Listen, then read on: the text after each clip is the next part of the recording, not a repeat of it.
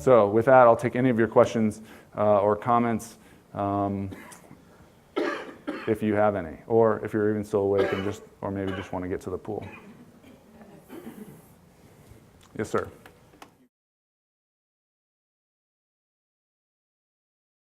So the question is what is being done at the state level, and it really depends on what state we're talking about. California has been significantly more involved in water infrastructure, at least on an optics perspective, because of the drought that just recently ended. Michigan has obviously been very involved in drinking water process.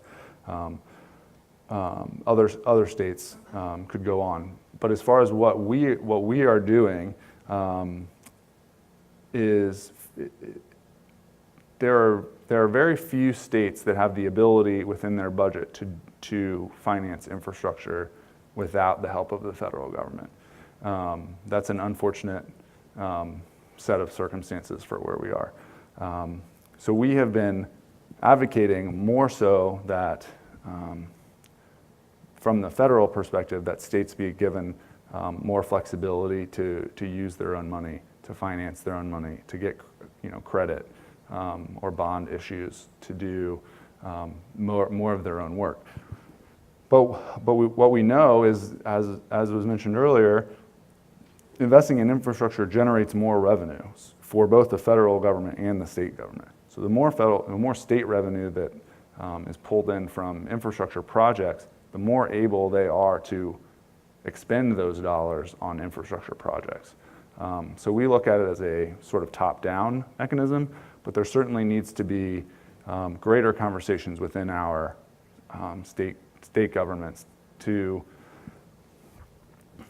tackle these issues. I think we saw 12 states last year increase their gas tax for highway projects. I mean, stuff like that needs to be done in order to keep up with the changing in demands. Does that answer your question?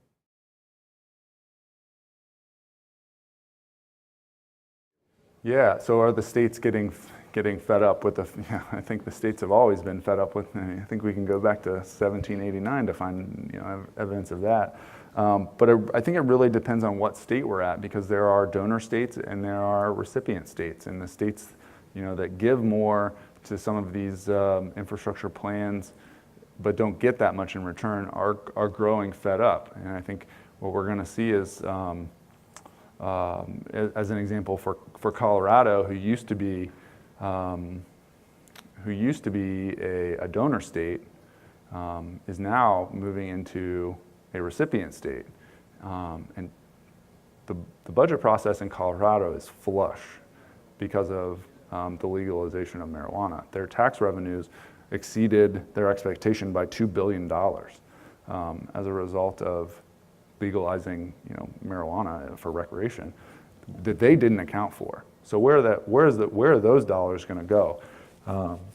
And by and large, they have invested in infrastructure, but the conversations between where they put their dollars from a federal perspective, it has changed, because almost all the federal dollars that come to any state require a match or require another financing component. The federal government isn't wholesale financing projects. They're requiring, at most, the WIFIA program, for example, the size of the project needs to be $20 million. But the WIFIA can only contribute up to 49% of that. So not to say that they are contributing 49% of that, but there are so many other opportunities and needs for states to be involved, which is why we're saying states need to have greater flexibility to find and use infrastructure financing. Anyone else? Bill?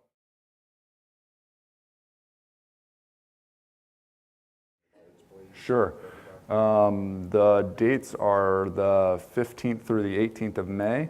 The agenda will be the first day. We will have a series of sort of industry experts on whatever our topics are going to be. So I can tell you right now that the infrastructure plan is going to be our topic. We usually try to have 3 to 5 specific issues.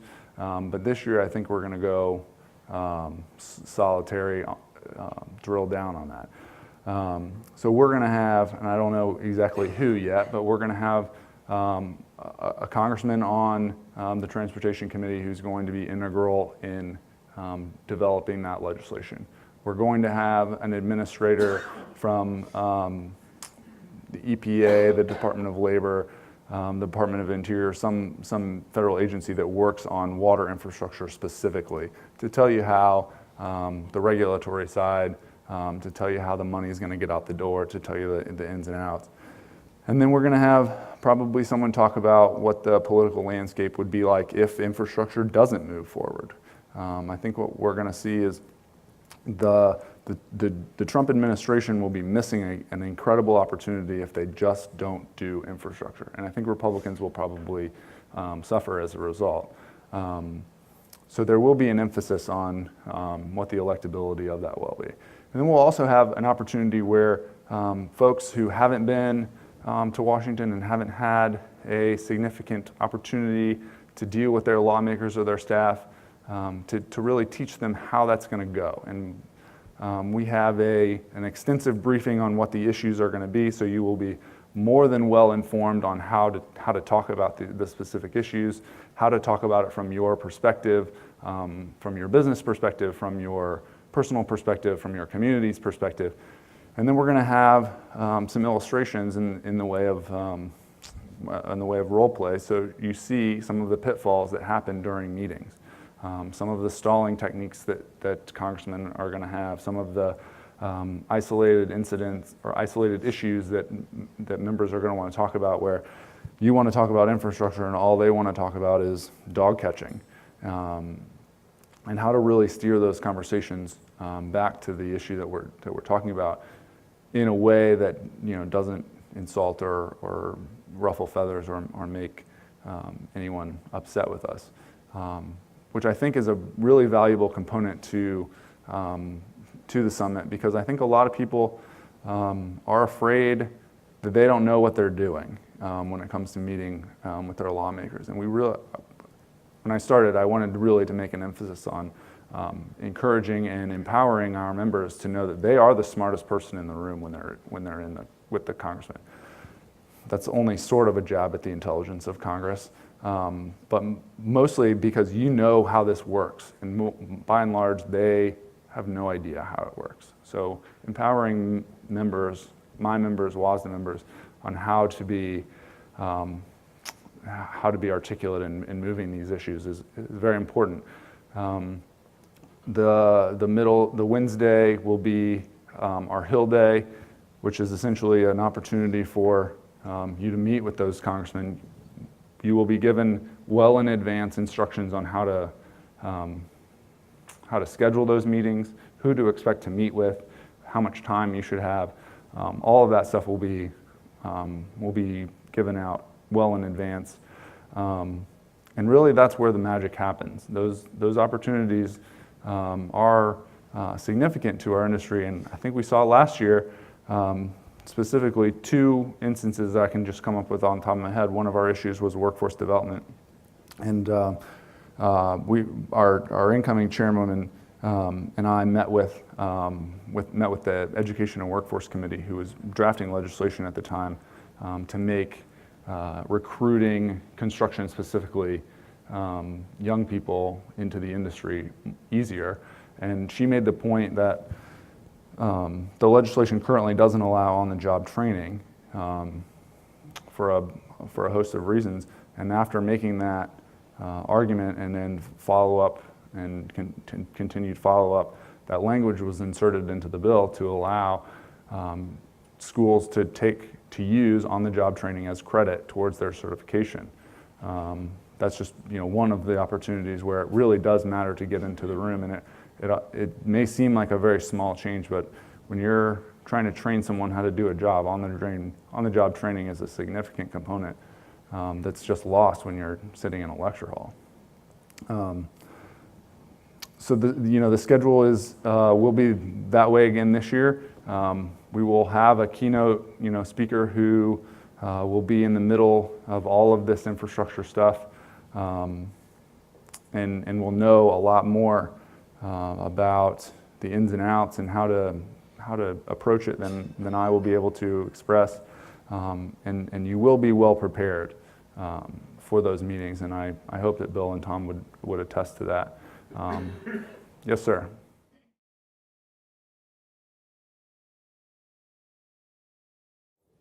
Yeah, their lobbyist, Lauren, is a good friend of mine. She moved over from the Portland Cement Association, and she and I have been friends and worked together since I started at NUCA. Their fly-in was very similar to ours, and they do a similar education process and a similar Hill visit setup that we do.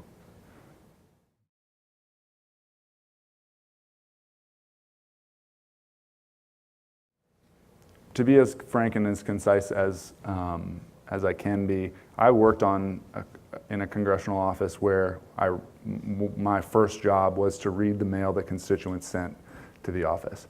And I can tell you firsthand that if the position is called legislative correspondent, any legislative correspondent reads a piece of mail that has the sort of business stink of a mass mailer, they file it away and it doesn't get the attention that it deserves.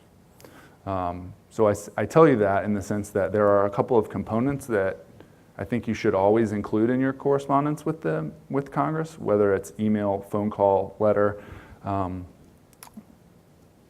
But the effectiveness of it doesn't come from a letter that I write.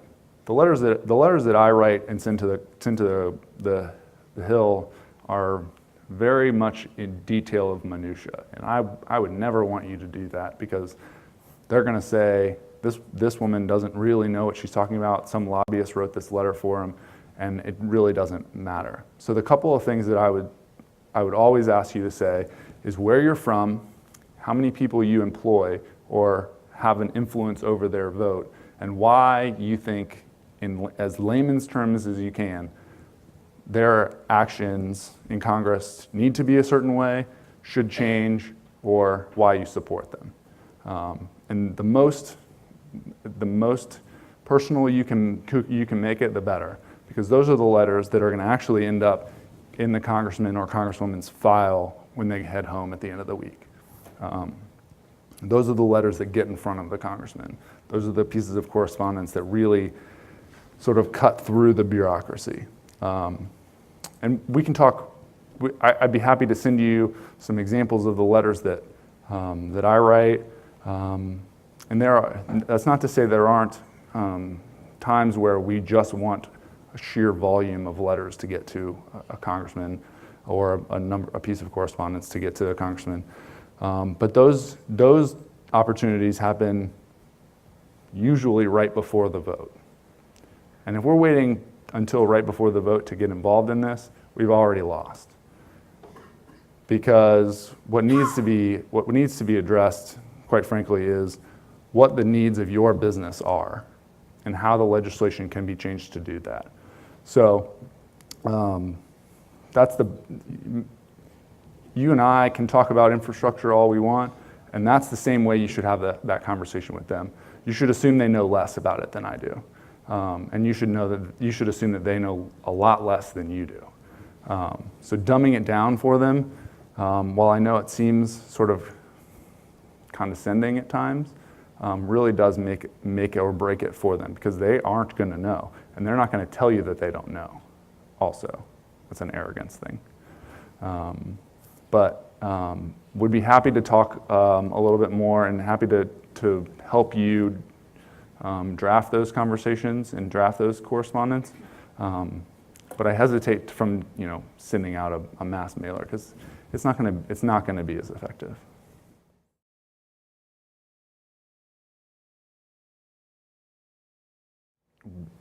We will always have some specific bill to point to as something that we support. That is an optics thing, that is a comprehensive thing, and that is something that we need to we always need to go into a meeting with Congress with an ask, and the best asks are, will you support this? Having said that, I don't know if there's going to be a draft legislation for an infrastructure plan between now and April. I can tell you that we have supported legislation in the past that has been reintroduced this year to address the financing components of an infrastructure plan. One being a member named John Delaney from Maryland has introduced 2 pieces of legislation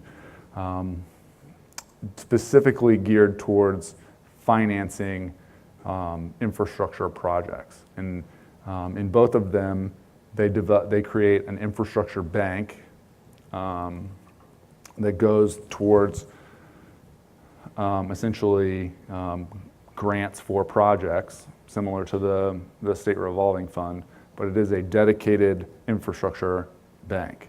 That is capitalized 2 different ways based on the legislation.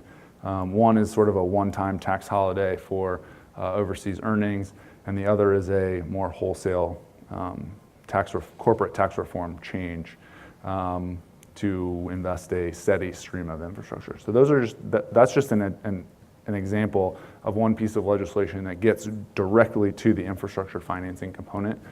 But more generally, if we get to the point where it's May and they're talking about the budget and they're talking about tax reform, and there hasn't been a specific piece of legislation introduced, you will have at least legislative language that will be asked to introduce, which is also an effective mechanism. This bill wasn't, bill from 2 years ago wasn't reintroduced this year. We're looking for a co-sponsor to do it because we think this is going to be a great, opportunity. That sort of asking them to introduce language will be a component of the thing. But part of all of this is going to be a greater selling of the message of investing in water infrastructure specifically. So the specificity that we will bring to it will have to also be complemented by a more general, this is why it's needed, this is why it's failing, this is why we can, this is why we can grow jobs, we can grow businesses, we can increase revenue, we can, all of the sort of 30,000 foot elements so there will be both. And I know that it's helpful from a attendee's perspective to have something to point to. So there will be that component, but I can't tell you exactly what that landscape's going to look like 2 months from now, which is why I'm sort of hedging a little bit. But again, expected to maybe have a 3-fold color brochure. Yeah. Yeah, I actually brought the 2 that I have left. Now are those are last year's? These are last year's, yeah. Are they going to be similar to that? Yeah.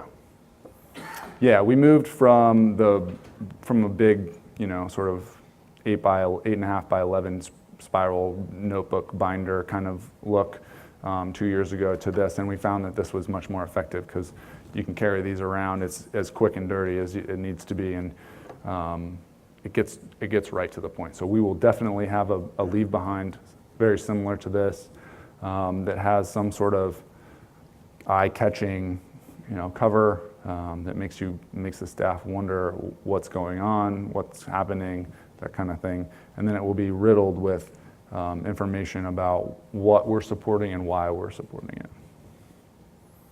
So when they get done taking those pictures of Flint, we're going to get those taken care of, right? I have already received plenty of photos from Flint. Honestly, the most poignant one that I've seen was a photograph that a friend of mine who used to work in the White House, can't get fired now for sending it to me, but it's a photograph of it's not a toxicology report, but for lack of knowing what it really is, and it shows the parts per million lead content, and then it shows it in comparison to the federal standard, and a screenshot of that is going to go a long way because it's like 6 times what the appropriate lead content is. So yeah, and if you all have photos from the job site that you think are really effective or poignant, please send them to me, because I use almost all the photos that I use come from our membership.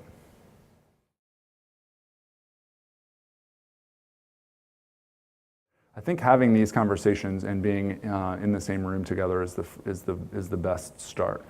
We obviously have mutual needs.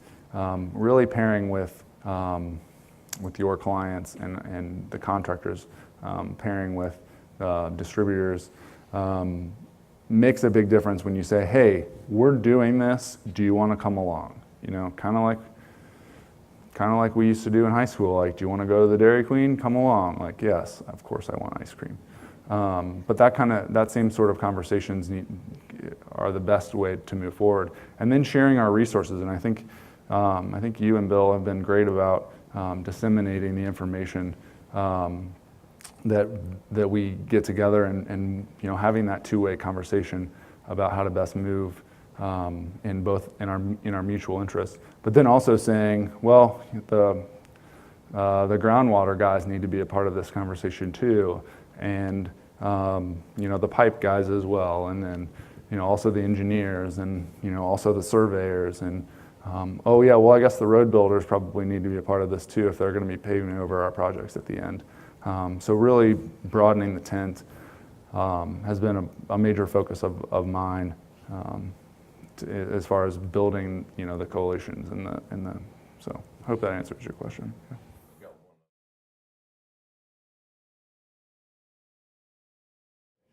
Yeah, the comment was about the mayor of Flint, and she is a dynamic woman, probably entirely unexpected to be thrust into the public spotlight like she is, and I'm pretty sure she's not very happy about how that came to be, but is certainly trying to make a stand. She has been before committees on the Hill to discuss, you know, what went wrong, where it happened, and really advocate for state flexibility and to really get rid of this unfunded mandate that requires, and I don't say that from the perspective of the mandate. It's not necessary.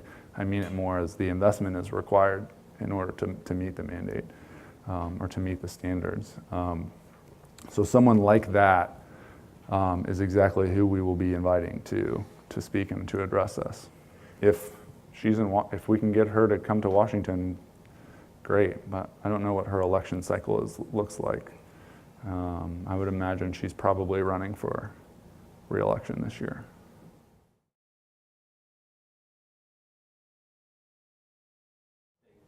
It's a great suggestion. I apologize for overlooking that. I don't know of any of our states or any of our chapters who are going to turn you away from helping us on any of these issues. And I don't even, don't tell my boss I said this, but I don't really even think you would need to join the chapter, you know, and make a financial commitment. I think that you could do that and reach out to your members, or reach out to the local chapter and get involved with them, even from a partnership standpoint, in order to increase our numbers, increase our brevity, increase our strength in going to the state legislatures. Yeah, Dina, who is our executive director for the Texas chapter, and I worked pretty extensively on what to talk about in Austin during that. So I'm very much involved in those state chapter conversations, and would be happy to be the liaison between any of you and our state chapter executive director or board. So at any point, just let me know if I can help in that sense. Okay, I think everybody wants to hit the pool now. So thank you very much for your time. I hope you found it informative, and please feel free to reach out if you have any questions. Thank you.